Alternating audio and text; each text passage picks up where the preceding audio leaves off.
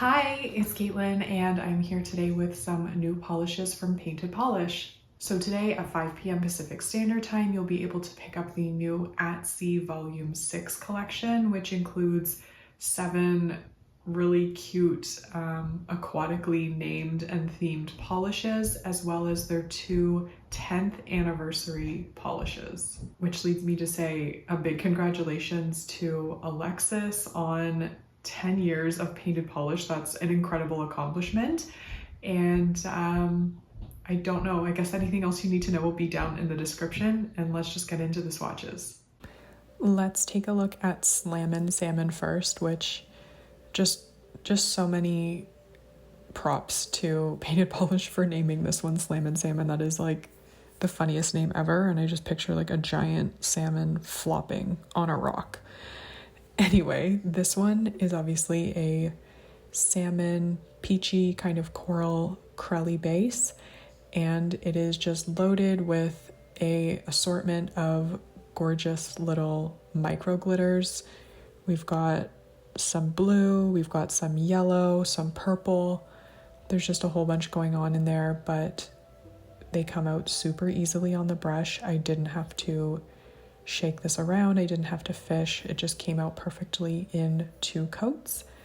And as you can see, after a little bit of time, it does dry down with some texture, but it really honestly has such a good formula that one thick layer of a good glossy top coat like Cuticula Limitless will take care of any texture. But if you are super averse to any texture whatsoever, I recommend a glitter grabbing top coat and then a quick dry top coat after that.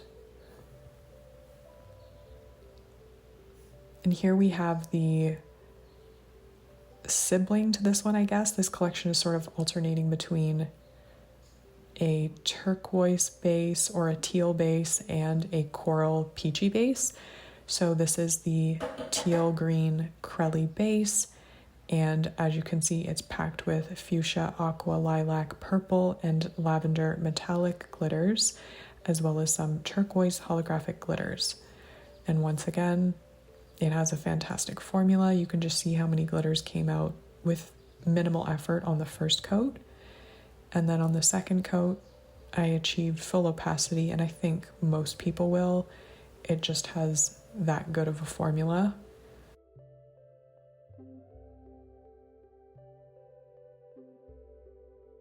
And once again, as you can see, it actually doesn't dry down too gritty, but I still will recommend a good thick glossy top coat, or once again, glitter grabber and a glossy top coat over that, just to create a super smooth finish.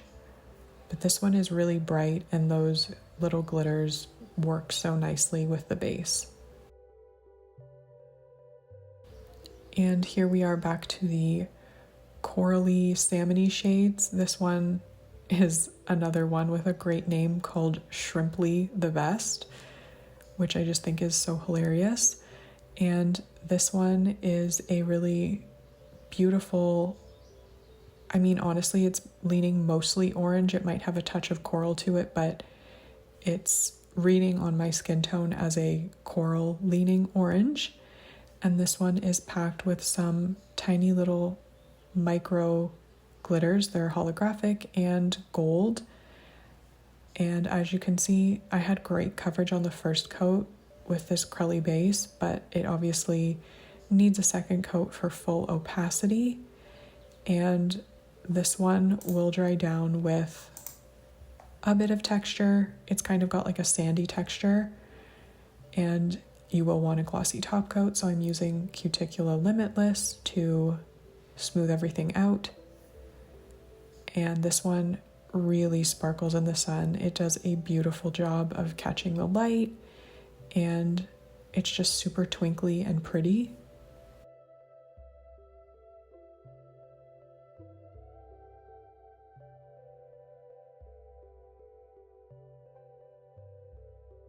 And next up we have Feeling Fin-tastic, which is the teal version of Shrimply the Best. So this one has a beautiful crelly base. It's sort of like squishy, which I really like. And then it has the champagne mix of holographic glitters, which are really beautiful. It's like super, super sparkly. If you're familiar with the Painted Polish formula and their collections, you'll know what I'm talking about with this particular finish. I really like this teal base color. I think it's just a really interesting shade that I don't have a lot of in my collection. So if you're a fan of teal, then this collection is definitely for you, or at least half of it is. And once again, as you can see, it dries down with a bit of texture, so use a good glossy top coat. And as you can see here, those little holographic glitters just capture the light perfectly. It's honestly so pretty. It's very delicate and mesmerizing. Next up is Dapper Snapper, which again, these names are just incredible. So Dapper Snapper is a coral base color. This one is probably one of the lightest after Slam and Salmon. So the three orangey coral shades are not all the exact color base, at least to my eye. And this one's on the lighter side. And it is packed with those crushed gold flakes that Painted Polish uses so well and so often. And as you can see, it covers beautifully on the first coat, but you definitely will want 2 for full opacity. And I think that there's a really good distribution of the gold flakes. I didn't have to fish around for them, and they won't be difficult to remove like glitters. As you can see, this one just has a tiny bit of texture when it dries down, so you will still want a glossy top coat, but you won't need a glitter grabber with this particular polish.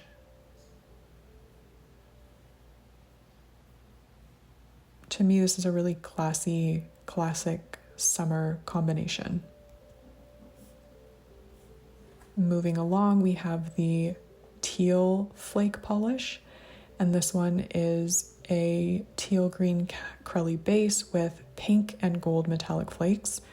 So the difference between Dapper Snapper is that this one has the addition of pink flakes, which I think work beautifully with the teal. Obviously, they're a beautiful complement to that color, so definitely a good choice. And once again, very good formula, super smooth, super easy to work with, but I will recommend 2 coats, which honestly, like, how many polishes are 1 coaters? But this one really covers perfectly in 2. I don't think anyone's going to need 3 unless you paint in extremely thin coats.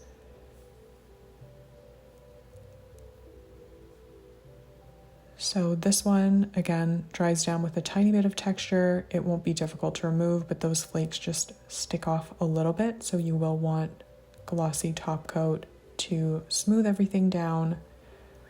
And as you can see, everything just complements the other so well in this polish, and it's really nice and makes me want to go to the beach. And here we have Siren Sing Along, which is the final polish in the At Sea Volume 6 collection. It's a scattered teal green hollow with micro holographic flakes and pink to orange color shifting iridescent flakes.